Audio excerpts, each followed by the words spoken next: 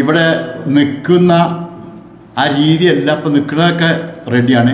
ഇനി കുറച്ച് കൈ ഇങ്ങനെ ഒന്നും കൂടി കുറച്ച് കൈ ഇങ്ങനെ പോവുകയാണെന്നുണ്ടെങ്കിൽ എല്ലാം ഗംഭീരമായി. അതൊന്ന് പൊതുവെ എല്ലാവരും ഒന്ന് ശ്രദ്ധിക്കുകയാണെന്നുണ്ടെങ്കിൽ നല്ല ഭംഗിയുണ്ടാവും. അതുപോലെ ഒരു ചിലവില്ലാത്ത പരിപാടി, ഒരു ചെറിയൊരു പുഞ്ചിരി. ഞാൻ പുഞ്ചിരിക്കുന്നുണ്ടല്ലോ അല്ലേ, ഒരു ചെറിയൊരു പുഞ്ചിരി ഉണ്ടാകുമെന്ന് പറയും. എൻ്റെ മനസ്സ് തണുത്തും നിങ്ങളെ മനസ്സ് തണുത്തും. നിങ്ങൾ ചിരിക്കുമ്പോൾ, നിങ്ങളൊക്കെ ചിരിക്കുമ്പോൾ എനിക്കൊരു സന്തോഷം ഇന്ന് വരുന്നുണ്ട്. ഒരു ഹോർമോൺ, ഡോപ്പമിൻ എന്ന് പറഞ്ഞൊരു ഹോർമോൺ അത് വരുന്നത് അങ്ങനെയാണ്. അതായത് ആരെങ്കിലുമൊക്കെ കാണുമ്പോൾ ഒന്ന് ഹായ് എന്ന് പറയുക, ഒന്ന് ചിരിക്കുക. ഒരു ചിലവില്ല, ഒരു നഷ്ടം വരുന്നില്ല നമുക്ക്. അയാൾ ചിരിക്കുമ്പോൾ നമുക്ക് സന്തോഷമായി.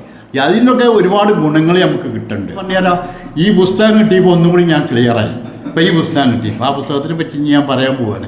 അപ്പോൾ ഇതൊക്കെ ഇപ്പോൾ നമ്മളിപ്പോൾ ഇത്രയും ക്ലാസ്സുകളിൽ വെറും പ്രസംഗം പഠിക്കാൻ മാത്രമല്ല, ഒരുപാട് വിവരങ്ങൾ ഇപ്പോൾ സാറ് ഇവിടെ ഇരുന്ന് പറഞ്ഞു. നമ്മളെന്ത് ചെയ്യും? ആന്നറിയും. അതല്ല, ഒരു താങ്ക് യു പറഞ്ഞു കഴിഞ്ഞിട്ട് പിന്നെ അവർ നമ്മളെ കാണിപ്പിച്ചിരിക്കുന്നു. അവർ നമുക്കൊന്നും നഷ്ടപ്പെടാനില്ല. ഒരു താങ്ക് യു പറയാം. ഇപ്പോൾ വരുമ്പോൾ ഈ ഭക്ഷണമൊക്കെ ഇവിടെ കൊണ്ടുവന്നു, അവർ നാളെ ഇത് കൊണ്ടുവരണമെന്നുണ്ടെങ്കിൽ നമ്മളെന്ത് ചെയ്യണം?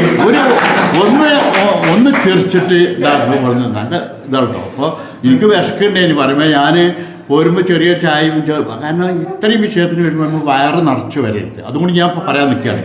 ഞാൻ ഉച്ചയ്ക്ക് ഭക്ഷണം അധികം കഴിക്കില്ല. അങ്ങനത്തെ പരിപാടിക്ക് വരികയാണെങ്കിൽ ഭക്ഷണം വളരെ കുറച്ച്, ഒരു നൂലപ്പം പൊറാട്ടിൽ തന്നെ കഴിക്കില്ല.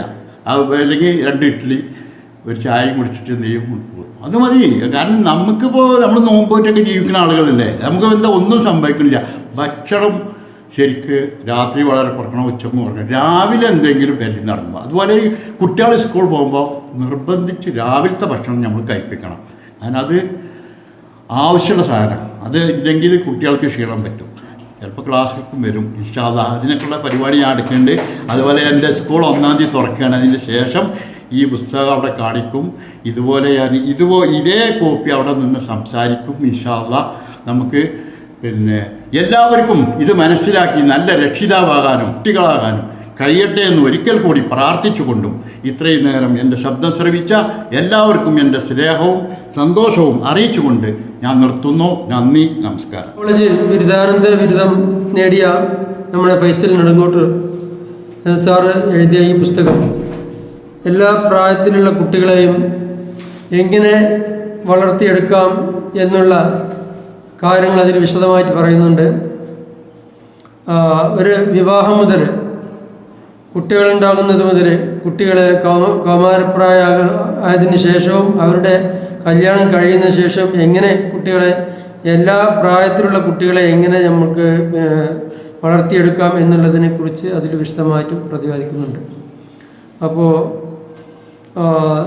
ഫൈസൽ സാർ ഒരു കൗൺസിലർ കൂടിയാണ്, കൗൺസിലിംഗ് കൂടി ചെയ്യുന്ന ആളാണ്. അതുകൊണ്ട് പല ആളുകളുമായിട്ടും ബന്ധമുള്ള ആൾ, ഒരുപാട് രോഗികൾ, ഒരുപാട് കൗൺസിലിങ്ങുമായി ബന്ധപ്പെട്ട് ഒരുപാട് ആളുകൾ അദ്ദേഹത്തെ സമീപിക്കാറുണ്ട്. അവരിൽ നിന്നെല്ലാം കിട്ടുന്ന ഫീഡ്ബാക്ക് എല്ലാം ഉപയോഗിച്ചാണ് ഈ പുസ്തകം എഴുതി തയ്യാറാക്കിയിട്ടുള്ളത്. അതുകൊണ്ട് ഇതിൽ നിന്ന് ഒഴിവാക്കാനൊന്നുമില്ല, ബദലായിട്ടൊന്നും ഇതില്ല. എല്ലാം നല്ല കാമ്പുള്ള ഓരോ വരികളും വളരെ അർത്ഥവത്തായ ഉപകാരപ്രദമാകുന്ന ഓരോ വേർഡുകളും. അത് എല്ലാവരും വായിക്കണം. ഈ ഒരു പുസ്തകം ഓരോ കുടുംബത്തിലും ഓരോ വ്യക്തിയും വായിച്ചിരിക്കേണ്ട പുസ്തകമാണ്. അതുകൊണ്ട് നമ്മൾ ഓരോരുത്തരും ഈ പുസ്തകം വാങ്ങുകയും മറ്റുള്ളവർക്കൊണ്ട് വാങ്ങിപ്പിക്കുകയും ചെയ്യുക.